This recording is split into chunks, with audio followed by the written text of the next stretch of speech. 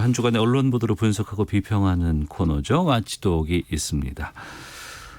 정상근 전 미디어오늘 기자 나오셨습니다. 어서 오세요. 네, 안녕하십니까? 예, 알파고 신하씨 외신 기자도 함께합니다. 안녕하십니까? 네, 안녕하십니까. 오늘은 처음으로 마스크로 라디오를 진행하니까 저는 너무 진행은 제가 하고요. 이제 진행에 도와드리는 거요. 항상 고맙게 생각하고 있습니다. 네. 예. 마스크 색깔이 다 다르네요. 네, 저는 다들 뭐 이제 검은색이나 아니면 하얀색이 끼실 줄 알고 저는 일부러 빨간색을 가지고 왔습니다. 자주색의 좀 느낌이 좀 나고요. 내복 같은 느낌도 좀. 정상훈 기자가 다른 방송에 내부까지는 예. 2초 3초 걸리더라고요. 예. 그 다른 방송에도 많이 나가시잖아요. 네네. 지금 다른 방송국에서 다 마스크 쓰고 지금 방송해요. 어때요? 우리가 타 방송은 좀 잘 확인이 안 돼서. 다 마스크를 쓰고요. 네. 뭐 어떤 방송 같은 경우에는 스튜디오를 호스트와 게스트가 따로 분리가 돼서 쓰기도 합니다. 아, 그래요? 네, 그냥 동시 다른 스튜디오에서. 근데 멀진 않은 스튜디오인데 바로 예. 옆에 붙어 있는 스튜디오가 있어가지고 뭐 그런 식으로 하는 프로그램도 있고요. 네, 알겠습니다. 다 마스크를 쓰고 하고 있습니다. 국회도 그렇고 이제 방송사도 코로나19에서 자유로울 수 없는 곳이기 때문에 저희들 아무래도 좀 이 방역이라든가 이런 감염 예방에 좀 신경 쓰기 위해서 마스크를 좀 쓰고 방송을 하게 되니까요. 네네. 함께해 주시는 분들 또 청취자 여러분들께서도 좀 양해 말씀 드리도록 하겠습니다. 좀 본격적인 내용 가보겠습니다.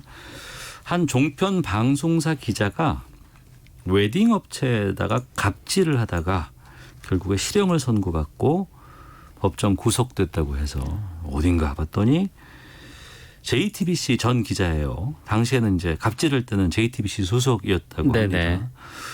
어떤 갑질을 했던 거예요? 네. 송모 전 JTBC 기자인데 네. 지난 2017년 이 경기도 수원의 웨딩 컨설팅 업체인 이 골뱅이 웨딩 클럽이라는 곳이 있습니다. 네.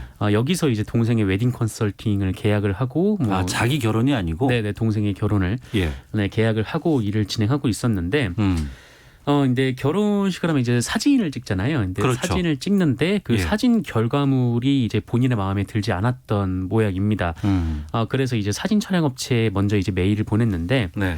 여기까지는 뭐 흔히 있는 일이죠. 근데 이후에 이 송 씨가 2018년부터 이 포털 사이트 그리고 맘카페 등에 이 골뱅이 웨딩 클럽을 비난하는 글을 쏟아냈습니다. 네. 이 과정에서 근데 좀 문제가 있었던 것은 이 결혼 앨범에 들어가지도 않은 사진을 본인이 찍어서 마치 실제 앨범에 들어가 있는 것처럼 위장을 해서 비방을 하기도 했고요. 그러니까 허위 그 업체 사진이 뭐 감이 안 된다, 뭐 제대로 못 찍는다, 뭐 이런 것들을 알리기 위해서.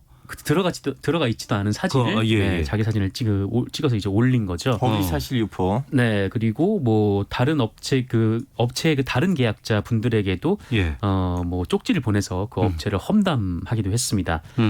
그 송 씨는 이후에 이 관련해서 이 업체 측에 항의성 메일을 보냈는데 그 업체에서는 답변이 오지 않아서 본인이 이제 화가 났다 이렇게 주장을 했는데. 그런데 이 웨딩업체 측의 주장이 전혀 달랐던 거죠. 이 웨딩업체 측에서는 뭐 항의를 한 이후에 계속해서 수차례 메일을 주고받으면서 뭐 어쨌든 고객이 마음에 안 드는 거니까 뭐 본인이 사과를 하고 또 여러 가지 뭐 이야기가 좀 나누었고 결국에는 이 계약금의 5배에 해당하는 500만 원을 보상하기도 했다. 네, 이렇게 밝혔습니다. 그래서 보상금을 줬다라는 거죠, 결국엔. 네. 그런데 이 보상금을 받으면 글을 지우기로 했는데 이후에도 글을 지우지 않았고 해당 업체는 결국 폐업으로 가게 됐고요. 이후 업체 대표가 이 송 씨를 고소를 해서 지난 25일 그 1심에서 명예훼손 그리고 업무방해 등의 혐의로 징역 8개월을 선고받고 그 자리에서 법정 구속이 됐습니다. 그러니까 기자라는 직종을 제하고 일반 소비자라든가 일반인들이 내가 뭐 불이익을 당했다거나 내가 원하는 것만큼의 서비스를 제공받지 못했다고 해서 뭐 크레임을 걸거나 아니면 어디다가 문제 제기를 할 수는 있어요. 과하면 안 됩니다만. 근데 과했다고 해서도 그렇고 법정 구속까지 갔다는 게 좀 일반적이지 않은 것이 아닌가 싶은데 재판부가 왜 이런 판단 내렸답니까? 재판부의 입장은 그렇습니다. 그러니까 이 사람이 했던 것이 좀 죄질이 좀 불량하다라는 거예요. 그게 뭐냐면은 일단 좀 반성의 기미가 보이지 않는다라는 게 좀 첫 번째가 있었고, 그리고 뭐 관련해서 뭐 소비자 지위에서 거래상의 불만을 제기하는 것으로 포장해서 허위 사실을 적시했다라는데 또 이유가 또 있었습니다. 그리고 이 심각한 피해를 야기했음에도 불구하고 뭐 범행을 부인하면서 뭐 반성하는 태도를 보이지 않아서 이에 상응하는 죄책을 물어야 한다라고 이 양형 이유를 밝히기도 했습니다. 네. 알파고 기자도 어떤 서비스를 제공받고 거기에 만족스럽지 못한 경우가 있을 수 있잖아요. 네. 그럼 거기에 대해서 비판을 하거나 불만을 제기할 수 있는 거 아니에요? 저는 소비자로서 너무 소비자 의식이 너무 약하고요. 좀 기대치도 너무 낮으니까 이런 문제가 없어. 그리고 저도 결혼을 한국에서 했잖아요. 어디서 결혼식을 했냐면 웬만한 기자들이 가는 그 프레스 센터 안에 있는 결혼식에 이용했기 때문에 이런 문제가 없지만 이거 진짜 좋은 사례가 뭐냐면 지금 터키에서 법이 있는데 사람이 가지고 있는 그 사회적 위치를 이용하고 남한테 좀 약간 불이익을 주면 이제 처벌을 받는 거 있어요. 근데 이 그 법에 해당된 사람이 이제 경찰, 군인 아니면 이렇게 좀 약간 진짜 힘 있는 사람들인데 거기에다가 기자를 넣을까 말까 논의가 있었어요. 왜냐면 기자들이 야 내가 기사 써볼까 하면서 협박을 좀 한 사례들이 종종 있으니까 그래서 저는 이러한 법이 한국에 돼 있다면 언론인까지 집어넣는 것이 어떨까 싶어요. 네. 우리가 평소에 갑질이라고 얘기했을 땐 대기업 회장 아니면 그 대기업 회장의 가족들 아니면 뭐 어떤 뭐 중소기업에서 뭐 갑자기 무슨 뭐 졸부가 됐다거나 이런 사람들이 밑에 있는 사람들 함부로 하고 하는 것들. 근데 기자 지금 알파고 기자가 거기 그 범주에 기자도 넣어야 된다고 이제 얘기하셨던 것처럼 기자들의 갑질 같은 것들 일반 국민들이 좀 불편한 경우도 좀 종종 있나 봐요.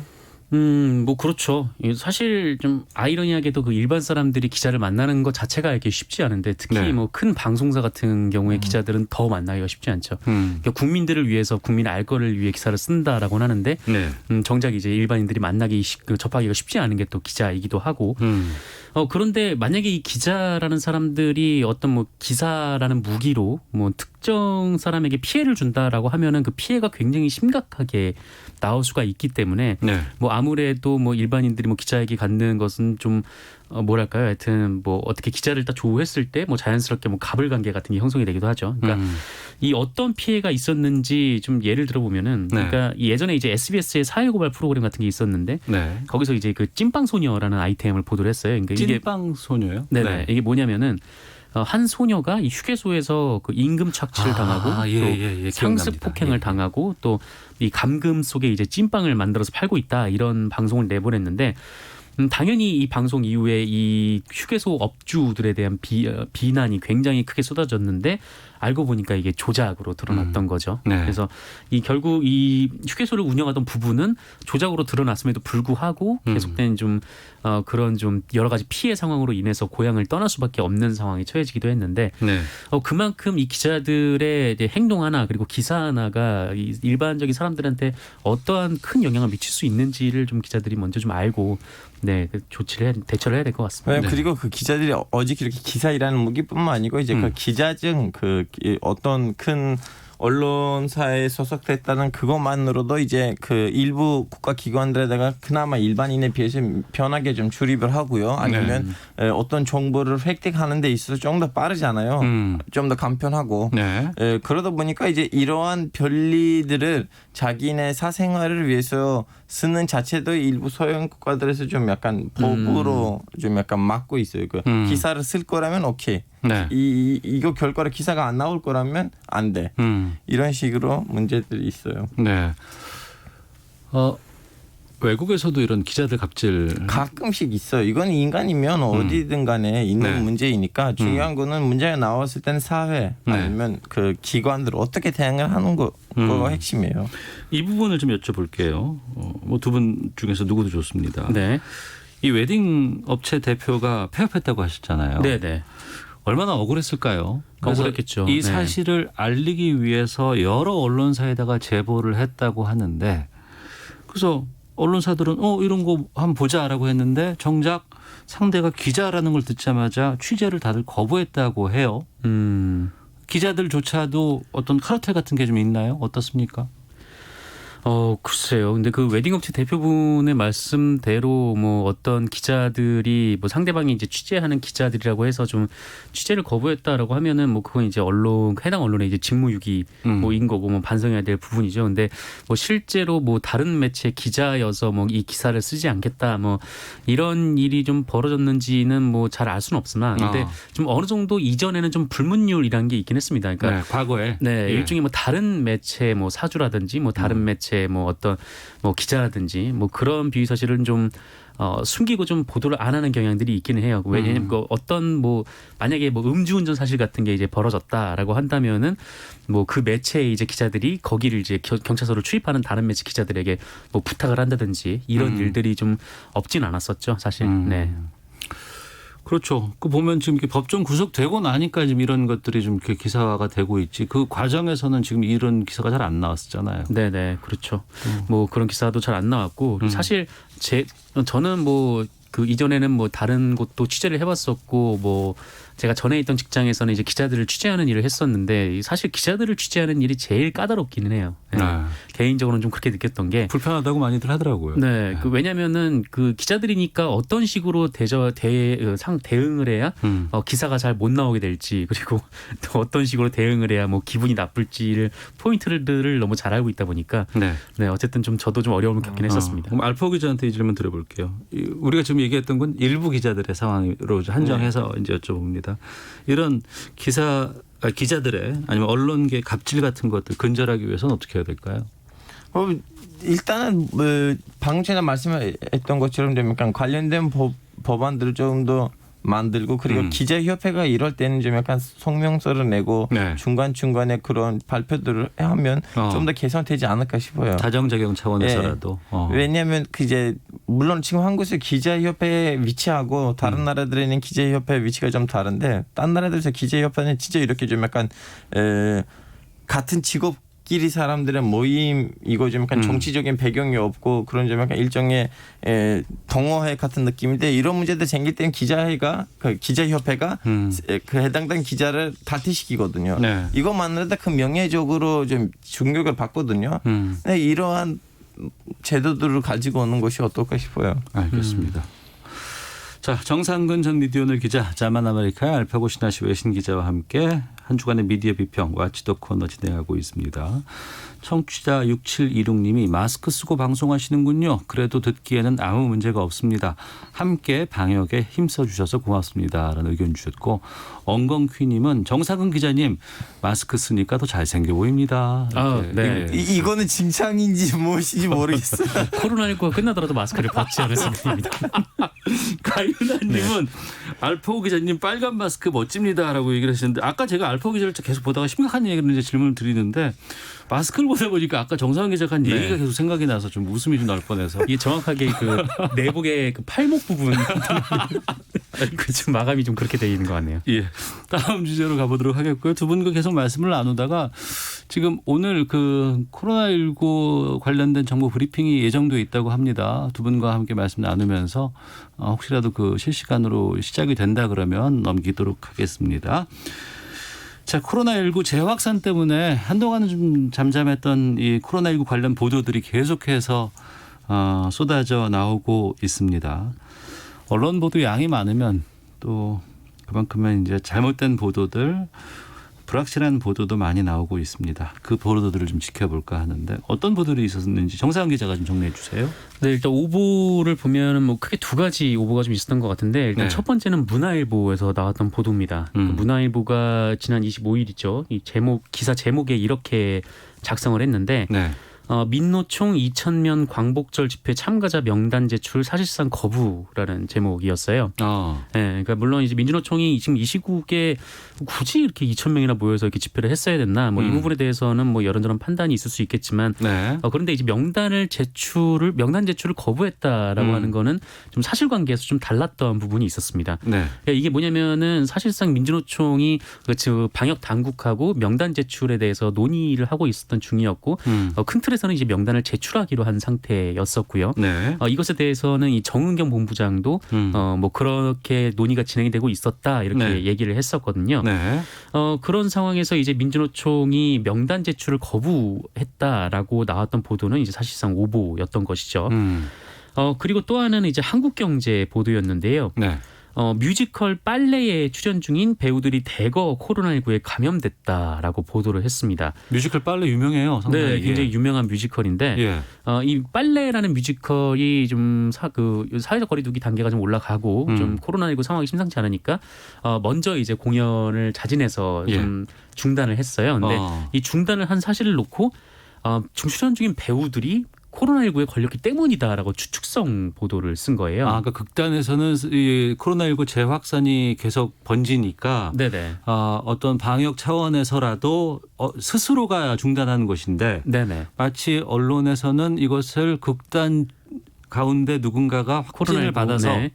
그런 것으로 보도를 했군요. 네, 그런데 사실은 이 빨래 제작진 사이에서는 뭐 출연 배우도 마찬가지고 코로나19에 감염된 사람이 없었던 것이죠. 그래서 네.